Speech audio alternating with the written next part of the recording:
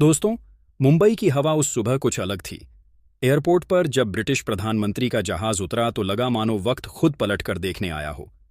जिस देश ने कभी भारत को गुलाम बनाया था, या आज वही अपनी गिरती अर्थव्यवस्था को संभालने भारत की चौखट पर खड़ा था। बाहर ब्रिटिश झंडे लहरा रहे थे, पर अंदर माहौल बिल्कुल अलग था। स्टारमर के चेहरे पर वो चमक नहीं, बल्कि एक राहत भरी मुस्कान थी। ब्रेग्जिट के बाद ब्रिटेन की हालत डगमगा चुकी थी। अर्थव्यवस्था जैसे किनारे पर आ अटकी थी, और अब उम्मीद थी कि शायद भारत का हाथ थाम कर वो फिर से उठ खड़ा हो सके। साथ आए सैकड़ों कारोबारी, कागजों में सौदे, आंखों में बेचैनी, क्योंकि सब जानते थे आज फैसले लंदन में नहीं, दिल्ली में होने वाले हैं। स्टारमर की मुस्कान में गर्व नहीं, बल्कि एक अजीब सी राहत झलक रही थी, मानो किसी ने डूबते जहाज को आखिरी वक्त पर किनारा दिखा दिया हो। ब्रेग्जिट के बाद ब्रिटेन की अर्थव्यवस्था समुंदर में खोए जहाज की तरह डगमगा रही थी, और भारत उसके लिए वह सहारा बन गया था जिसे पकड़कर वह दोबारा संभलना चाहता था। उनके साथ आए सैकड़ों उद्योगपति सिर्फ एक व्यापारिक दौरे का हिस्सा नहीं थे, वे उस उम्मीद के दूत थे जो आज ब्रिटेन को भारत से जोड़ रही थी। विडंबना देखिए, जिस देश ने कभी भारत की जमीन से उसका सोना, मसाले और मेहनत लूटी थी, आज वही देश अपने अस्तित्व को बचाने भारत के दरवाजे पर दस्तक दे रहा था। जबकि स्टारमर मुंबई के मंच पर खड़े हुए, तो उनकी आवाज में जीत की खुशी से ज्यादा एक पुराने हिसाब की गूंज थी। उन्होंने कहा, यह ब्रिटेन का अब तक का सबसे बड़ा ट्रेड मिशन है।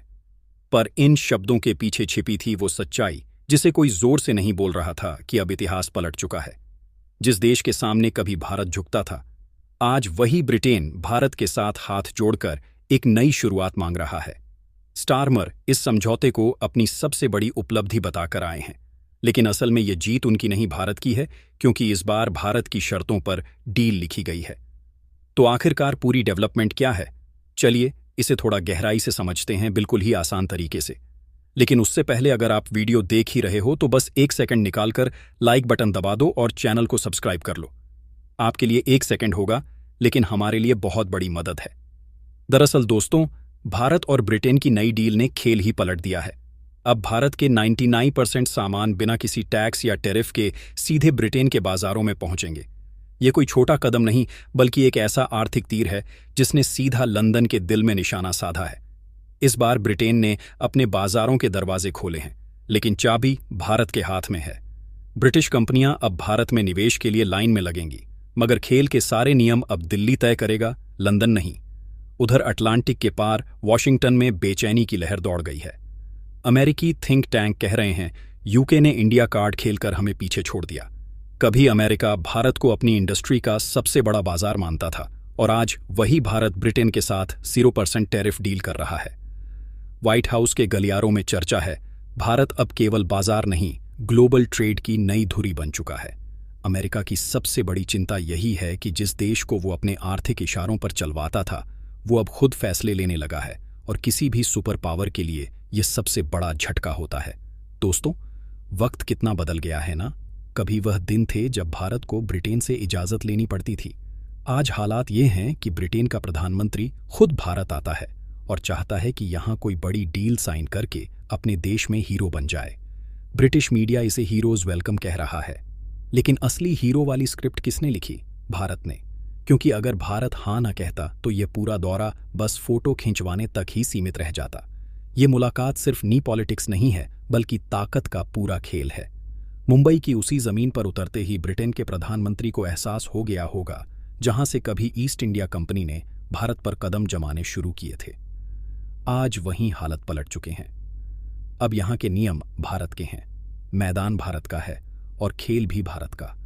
और ब्रिटिश पीएम अकेले नहीं आए, साथ आए हैं British Airways, London stock exchange, British telecom और दर्जनों कंपनियों के बड़े बड़े सीईओ।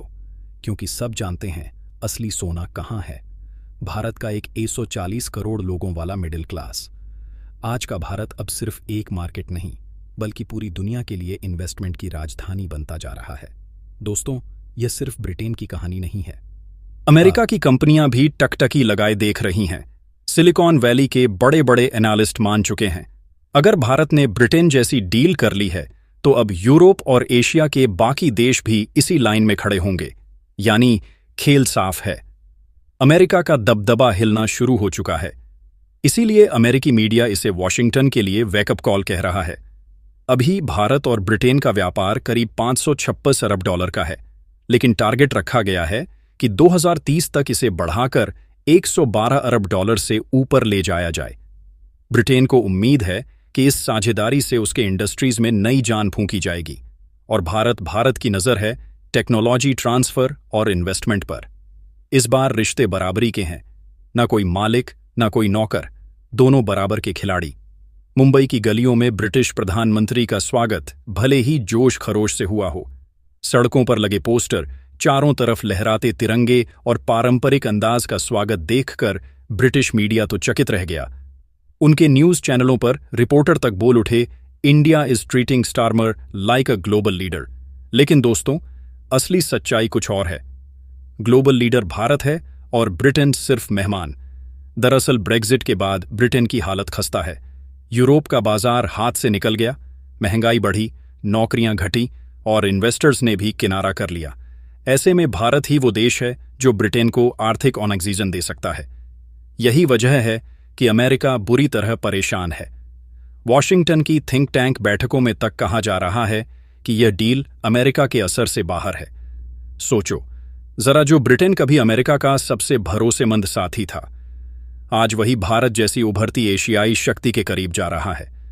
अमेरिकी एक्सपर्ट्स तक मानने लगे हैं कि एक न्यू इंडो अटलांटिक एक्सिस बन रहा है, जो आने वाले वक्त में पूरी भू राजनीति की तस्वीर बदल सकता है।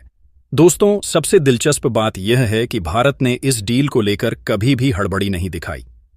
पूरा 4 साल लगे, 14 राउंड की मीटिंग्स हुई। हर क्लॉज को ऐसे चेक किया गया जैसे सर्जरी हो रही हो, क्योंकि नया भारत अब जज्बातों से नहीं, रणनीति से फैसले लेता है। भारत को मालूम था कि उसके 140 करोड़ उपभोक्ताओं वाला बाजार इतना बड़ा है कि आखिरकार हर देश को झुकना ही पड़ेगा।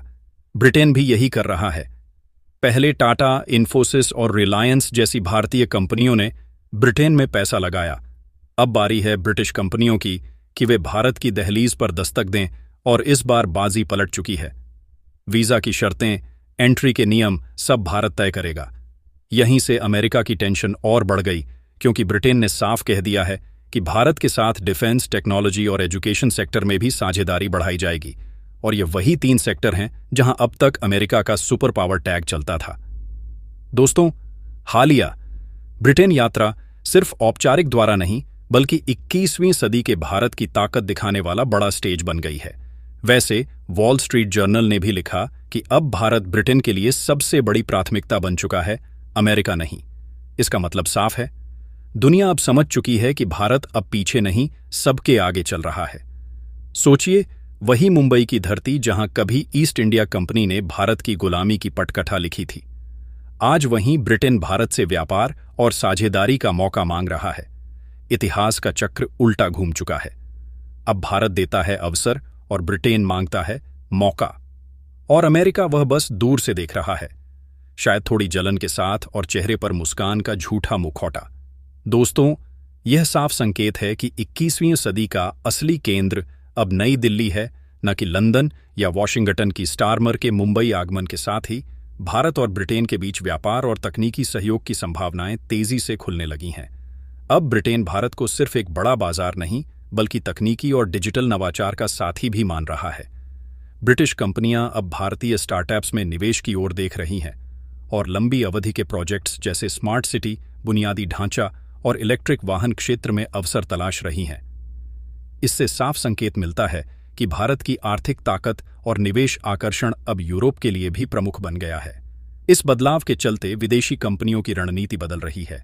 वे अपने निर्माण और सप्लाई चेन को भारत से जोड़कर यहां स्थायी निवेश और रोजगार सृजन के अवसर तलाश रही हैं। अब भारत सिर्फ बाजार नहीं, बल्कि वैश्विक निवेश का केंद्र बनता जा रहा है कि स्टारमर के मुंबई आगमन के साथ ही भारत और ब्रिटेन के बीच व्यापार और तकनीकी सहयोग की संभावनाएं तेजी से खुलने लगी हैं। अब ब्रिटेन भारत को सिर्फ एक बड़ा बाजार नहीं, बल्कि तकनीकी और डिजिटल नवाचार का साथी भी मान रहा है। ब्रिटिश कंपनियां अब भारतीय स्टार्टअप्स में निवेश की ओर देख रही हैं और लंबी अवधि के प्रोजेक्ट्स जैसे स्मार्ट सिटी, बुनियादी ढांचा और इलेक्ट्रिक वाहन क्षेत्र में अवसर तलाश रही हैं। इससे साफ संकेत मिलता है कि भारत की आर्थिक ताकत और निवेश आकर्षण अब यूरोप के लिए भी प्रमुख बन गया है। इस बदलाव के चलते विदेशी कंपनियों की रणनीति बदल रही है। वे अपने निर्माण और सप्लाई चेन को भारत से जोड़कर यहां स्थायी निवेश और रोजगार सृजन के अवसर तलाश रही हैं। अब भारत सिर्फ बाजार नहीं बल्कि वैश्विक निवेश का केंद्र बनता जा रहा है। अमेरिका के लिए यह स्थिति अब काफी चुनौतीपूर्ण हो गई है। वॉशिंगटन समझ रहा है कि भारत अब अपने फैसलों में स्वतंत्र और आत्मनिर्भर है, किसी दबाव के आगे झुकता नहीं। ब्रिटेन की सक्रिय भूमिका ने अमेरिका की एशियाई रणनीति पर नई चुनौती खड़ी कर दी है। यह समझौता सिर्फ व्यापार तक सीमित नहीं है। भारत के साथ यह फ्री ट्रेड एग्रीमेंट ब्रिटेन को व्यापारिक फायदे के साथ साथ राजनीतिक लाभ भी देगा। ब्रिटेन अब भारत को केवल एक बाजार के रूप में नहीं देख रहा बल्कि रणनीतिक और तकनीकी साझेदार मान रहा है।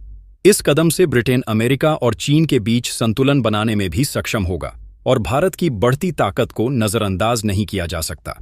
ब्रिटिश कंपनियां अब भारत के डिजिटल पेमेंट, आर्टिफिशियल इंटेलिजेंस और क्लाउड टेक्नोलॉजी में साझेदारी बढ़ाने को तैयार हैं। इस साझेदारी से सिर्फ बड़े शहरों में ही नहीं बल्कि छोटे उद्योग और स्टार्टअप्स में भी नई नौकरियां और नवाचार के अवसर पैदा होंगे।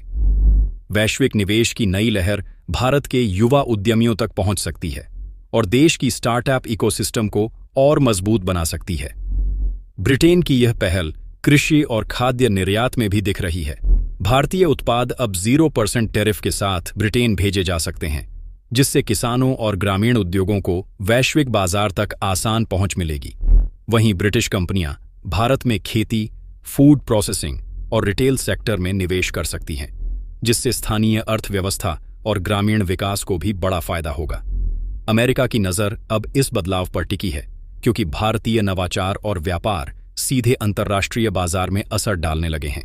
ब्रिटेन और भारत की हालिया डील केवल व्यापार तक सीमित नहीं है, इसमें शैक्षिक और सांस्कृतिक पहलू भी शामिल हैं।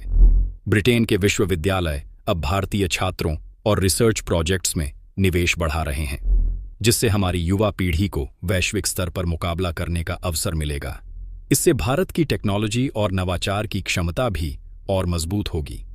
सिर्फ शिक्षा ही नहीं, यह समझौता सुरक्षा और रक्षा के क्षेत्र में भी अहम है। ब्रिटेन भारत को आधुनिक तकनीक, समुद्री और एरोस्पेस सिस्टम्स में सहयोग देने का प्रस्ताव दे रहा है। इससे हमारी सामरिक क्षमता बढ़ेगी और अंतर्राष्ट्रीय मंच पर भारत की रणनीतिक पकड़ और भी मजबूत होगी। बाकी दोस्तों, आपके हिसाब से क्या हमारे भारत को ब्रिटेन से यह समझौता करना चाहिए या नहीं?